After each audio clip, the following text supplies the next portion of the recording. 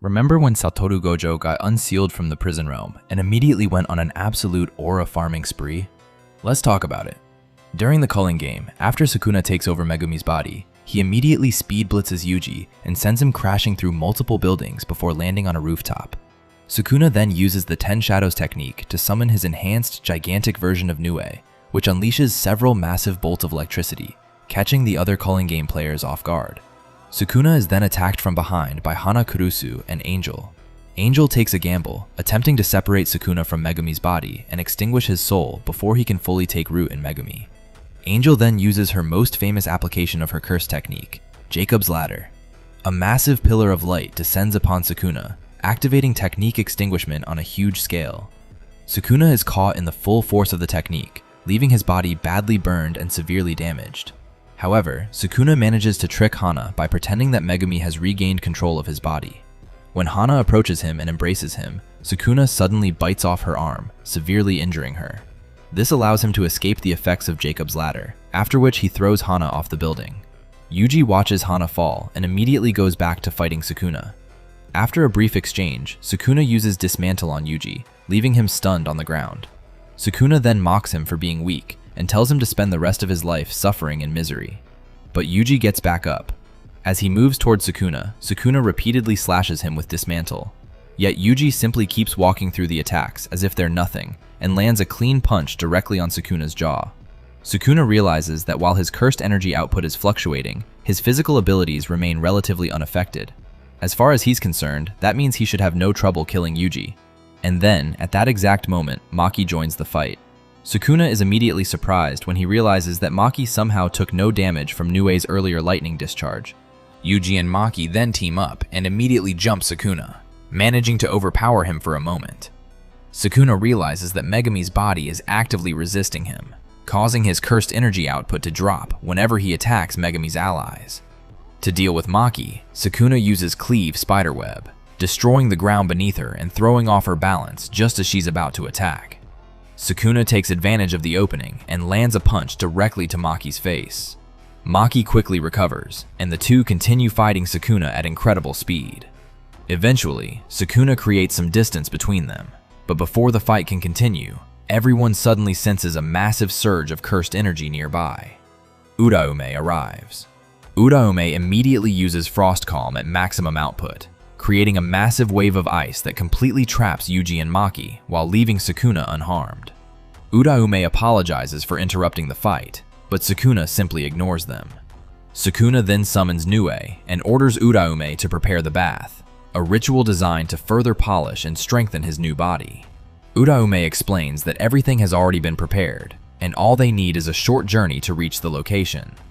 As Sukuna and Uraume prepare to leave, Yuji manages to break free from the ice and desperately calls out Sukuna's name. But instead of stopping, Sukuna and Uraume mock Yuji's desperate expression before flying away. Yuji can only stand there helplessly and watch as Sukuna escapes. After taking his bath in a solution made from cursed energy obtained by crushing a carefully selected collection of venomous creatures, Sukuna successfully submerged Megumi's soul even deeper. Sukuna then heads to the Sendai colony to confront Yorozu, a sorcerer from the Heian era who has reincarnated in the body of Megumi's sister, Tsumiki. Sukuna's plan is to kill Yorozu while she's using Tsumiki's body, knowing that killing his sister will push Megumi into despair and allow Sukuna to completely bury his soul. When Sukuna meets Yorozu, she immediately expresses her love for him. The two eventually make a deal. If Sukuna loses the fight, he'll marry Yorozu. Their battle then begins and continues for over 2 chapters, with Yorozu putting up an impressive fight against Sukuna. Eventually, she uses her construction technique to create a perfect sphere, trapping Sukuna inside her domain expansion, Threefold Affliction. The terrifying thing about Perfect Sphere is that it generates infinite pressure from an infinitely small contact point, or, more accurately, it has no conventional contact point at all. Because of this, anything it touches would be subjected to infinite pressure. Rather than countering Yorozu's domain with his own, Sukuna summons Mahoraga, which had already been adapting to Yorozu's innate technique. Mahoraga's adaptation allows it to immediately destroy the perfect sphere, effectively dismantling the most dangerous part of Yorozu's domain. And that's essentially what it took to defeat a sorcerer of Yorozu's caliber. As Yorozu's body begins to fade away, leaving behind Tsumiki's dead body, we finally see the result Sukuna wanted all along, Megumi's soul sinking even deeper into despair. Back at the holy mountain of Hida, Kenjaku creates a loophole in the culling game by adding 2 forbidden rules. The first rule prevents any new players from joining the culling game. The second states that the culling game will end once all players have died, with the exception of Suguru Geto and Megumi Fushiguro. This gives Kenjaku a way to eventually end the culling game by eliminating every player except himself and Sukuna. In other words, if the remaining sorcerers want to end the culling game while staying alive, they'll have to take down both Sukuna and Kenjaku. Meanwhile, after Sukuna threw Hana off the building, Rin uses his curse technique to safely break her fall, preventing her from dying. Rin and Takaba then take her unconscious body to Shoko for treatment. When Hana eventually regains consciousness, Yuta asks Angel whether she is capable of switching bodies in the same way Sukuna did.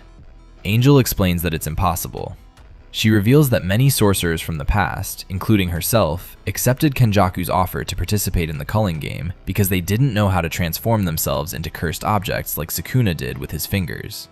Their contracts with Kenjaku were essentially supposed to end once their objective was fulfilled. And for Angel, that objective was simple: release Satoru Gojo from the prison realm. Back with Rin, he expresses how much of a coward he feels like and apologizes to Yuji for not being able to fight alongside him. However, Yuji thanks him for saving Hana, because doing so gave them their only chance of defeating Sukuna. As Yuji leaves, he reveals that he has eaten Sukuna's remaining fingers. Yuji then returns to the others and reveals that he has come up with a plan to save Megumi. While the group prepares for their next move, Choso hands Yuji a book containing Yuki's research on the back of the prison realm. Yuji thanks him and tries to apologize for what happened to their fallen brothers. Choso tells him that there's nothing to apologize for. Their brothers are still with them. They live on inside him. Meanwhile, Shoko stands in the background, reminiscing about the time Gojo promised to create a strong and intelligent group of sorcerers. That group has now become a reality, and all of them are waiting for their teacher and strongest sorcerer to return. As the team prepares to use the back of the prison realm to unseal Gojo, Angel explains how the prison realm works and expresses her concerns about Gojo's state of mind after being sealed for so long. Shoko then points out that unsealing Gojo in a confined space could be dangerous. For all they know, he could suddenly appear right in front of them and scare the hell out of everyone. So, they take the back of the prison realm to the training grounds at Jujutsu High and take cover at a safe distance. Angel then activates Jacob's ladder, using technique extinguishment to nullify the prison realm. But as the smoke clears, there's one problem. Gojo is nowhere to be seen. Angel begins wondering if something went wrong. Suddenly, the ground shakes violently. We then cut to Kenjaku, who explains that he had placed the prison realm containing Gojo 8,000 meters beneath the ocean, deep within a subduction zone. He had even left a cursed spirit behind to act as a detector. Kenjaku had done all of this because he knew about the existence of the back of the prison realm. But then we see who Kenjaku was talking to. Standing before him is none other than the honored one himself, Satoru Gojo. Gojo looks down at Kenjaku and calmly tells him to choose his words carefully, because they're about to be his last. Gojo then attacks with his cursed technique, causing a massive explosion that sends Kenjaku flying. But before Gojo can finish him, someone suddenly appears above him, Sukuna. Gojo immediately notices that Megumi has changed since he was sealed. Sukuna then reminds Gojo of the promise he made back when he was still inside Yuji. Once he gained complete control, he would eventually kill Gojo. Now Sukuna has a completely different body, but his goal hasn't changed. Gojo simply mocks him, pointing out that Sukuna is talking pretty tough for someone who ran away from Yuji. Uraome then attempts to attack Gojo. It doesn't even matter. Gojo completely destroys Uraome with a single punch, leaving them out cold. Kenjaku then reminds Sukuna of the deal they made before the fight. Gojo takes another shot at Sukuna, mocking him for taking orders from what he basically describes as a patched-up old hag. Since the current date is November 19th, Gojo decides they should settle everything 5 days later, November 24th. Kenjaku asks Gojo if he really isn't expecting to lose. Gojo's response takes us into a flashback. If Sukuna were to fight him at full power, it might be tough. But would Gojo lose? Nah, I'd win. If you enjoyed this video, Make sure to like and subscribe, and turn on the notification bell so you don't miss the next video, where we'll be covering the full fight between Gojo and Sukuna.